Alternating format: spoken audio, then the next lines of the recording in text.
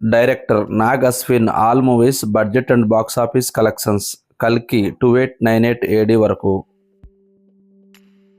ఎవడే సుబ్రహ్మణ్యం 2015లో రిలీజ్ అయింది. బడ్జెట్ 12 కోట్లు, total box office gross collections 20 కోట్లు.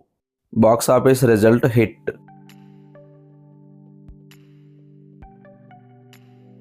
మహానటి 2018లో రిలీజ్ అయింది. బడ్జెట్ 25 కోట్లు, total box office gross collections 83 కోట్లు. Box office result block buster.